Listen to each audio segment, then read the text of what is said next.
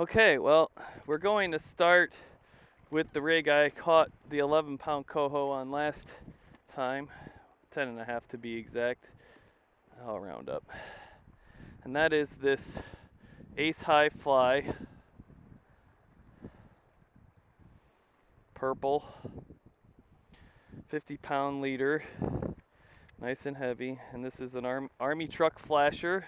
Flasher rotates our bait, our lure, around in a circle. Looks like a salmon's fin hitting this guy, and that attracts other salmon to come and check it out and get in on the action.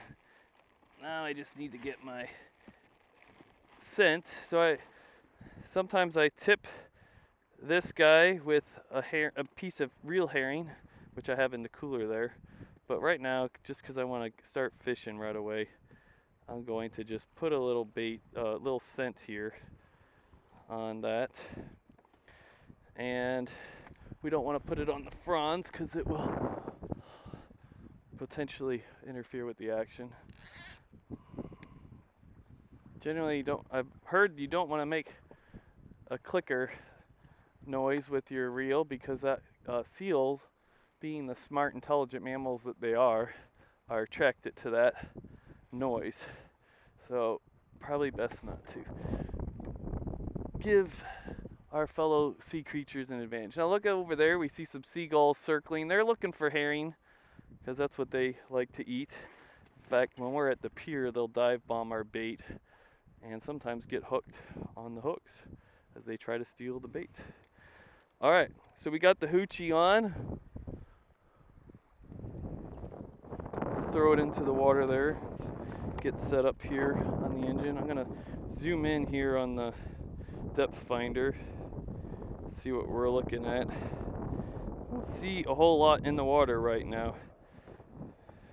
We'd see little, oh, seeing some stuff at 12, 15 feet. So, but we're gonna start at 35. That's where we hooked up our last guy. And that's where I'm gonna start with this one. Here we go. Now we generally want to put out at least 18 feet of line behind the boat.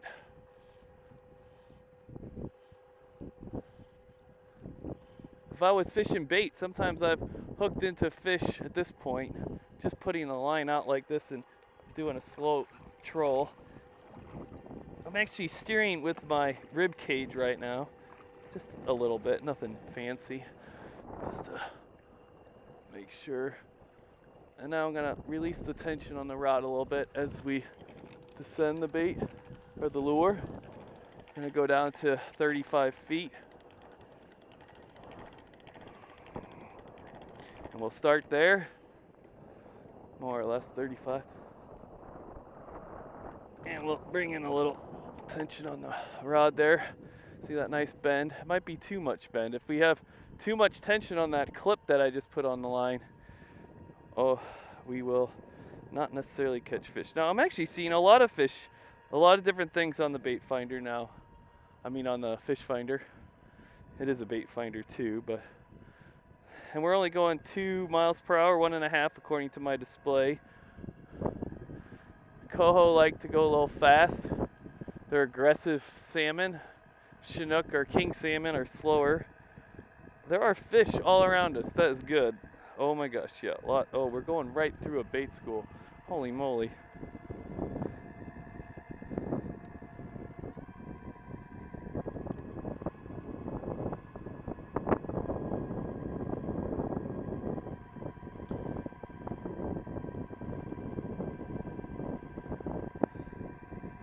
Wow. Let's see how far down that goes. Down to about 45 feet. We're at 35. So we're going right through the middle of a bait school right now. That means there could be salmon hanging out. When I find a school like this of bait, I usually just start circling it, see what happens.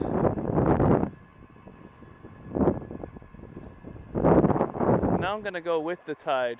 The wind is pushing these waves at us but the tide should actually be coming in the sound right now. That's the front of the sound there that I'm pointing at now.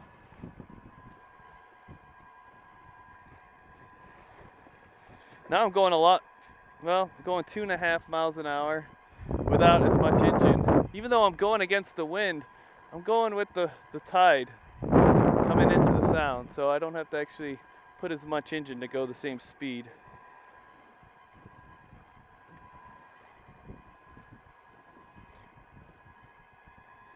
And I'm going to kick it up a notch.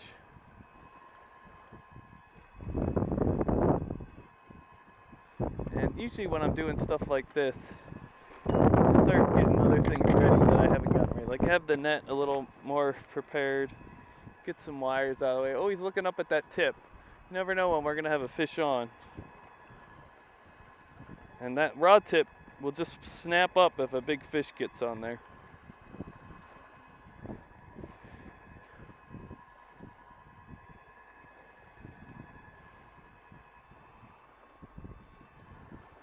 Now if we see that sea lion around here, that's bad news if he comes back.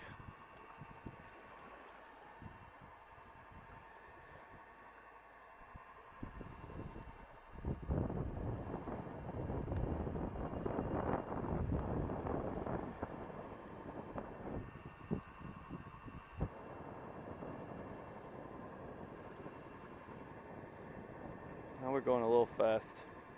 We'll slow her down just a bit.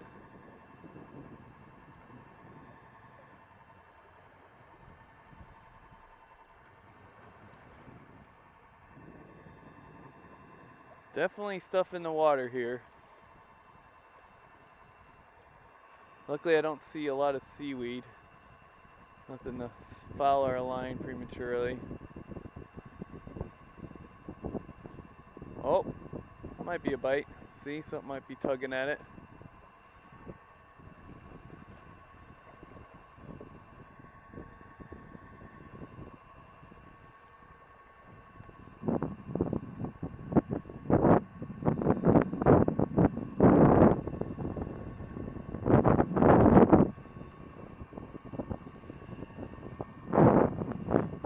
Swells coming here. Not really big. I just like to pretend.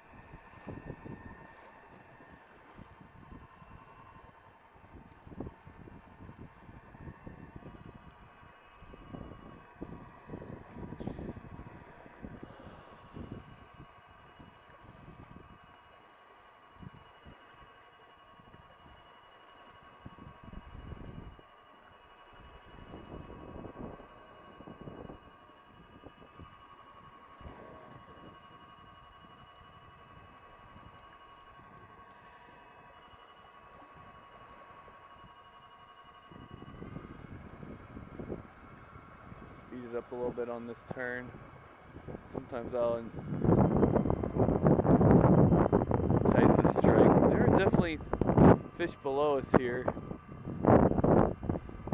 Whether they're coho or coho that want to attack this particular lure is another question.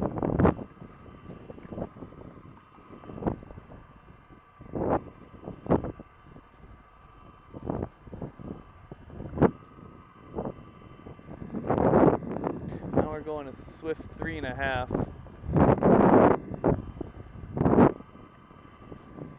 We're being pushed down a bit, so I don't want to get too far pushed.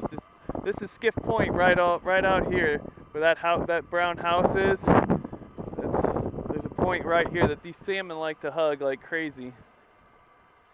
Mainly because the bait fish are pushed in here, and they're.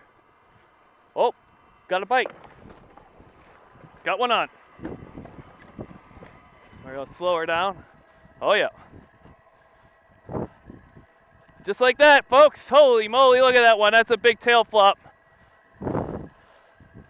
Oh, he got off. Did he get off? No, he's on. He's still on. These coho are crazy.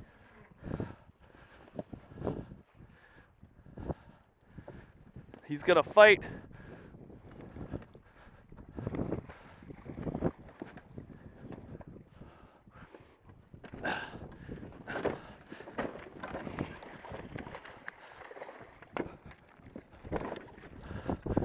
It's a good one.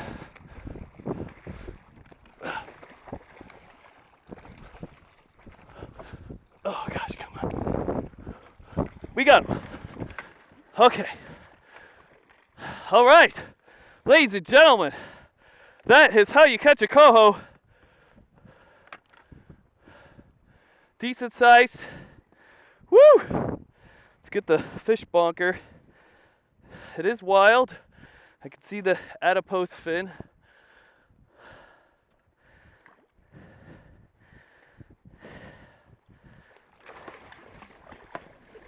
All right, come here, buddy.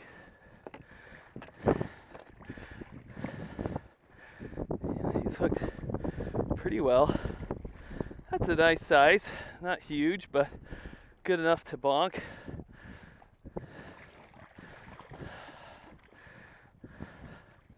And he is bleeding, so now the hard part is basically gotta hold him,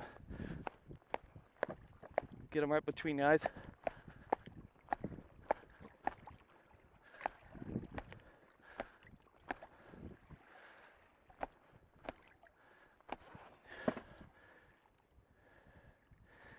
Okay.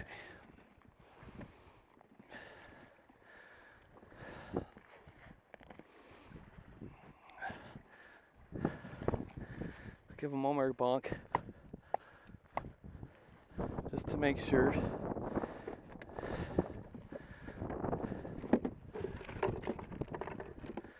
And now we're going to remove the hook.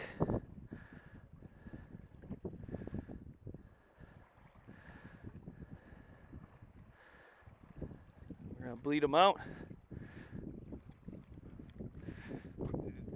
Do this so that they get the blood out of the meat. Hopefully that, usually hold them upside down.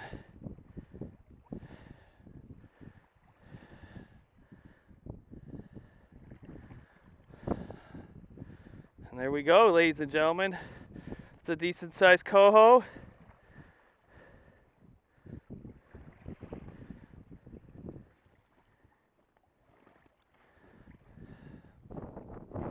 I bring this fish bag along